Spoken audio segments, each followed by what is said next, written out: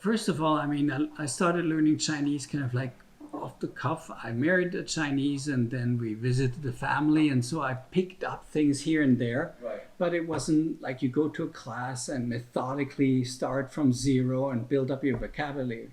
So after 30 years, basically, I come with something which is not any program there.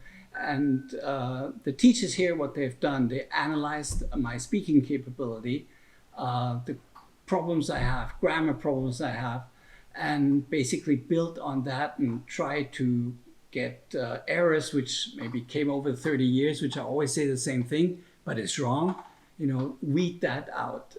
So just a very individual approach to my level of Chinese. And I also feel like, and my wife also thinks that my Chinese has gotten quite a bit better. I mean, I looked at, before I wanted to do that, take regular Chinese classes. I looked around, looked what classes they have, what schedules they have. And one big thing was that most other schools, actually, they had scheduled classes. You have to come from September to October, and that's it, right? And you have to come on Monday and Tuesday, and if you can't do that, well, tough luck.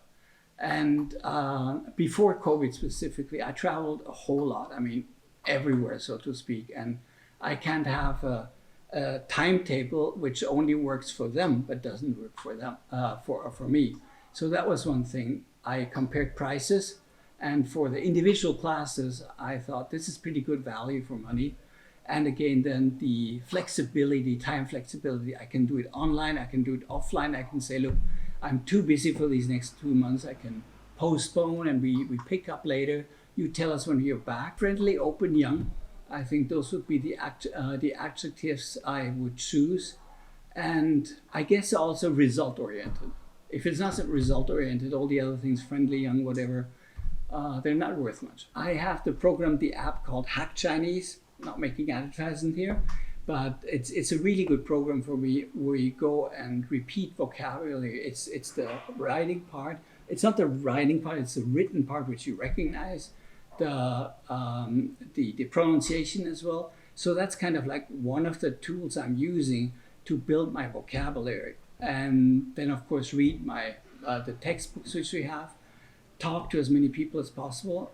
As I have a Chinese wife, this is very helpful. We can say, okay, this is Chinese hour now, and we just talk, and I'm forced to speak. I think might not be able to do that for everybody, but I think reading and speaking probably is the very best way to make any kind of progress. That's all, sir. Thank you so much, man. Okay, may I go home? Yes.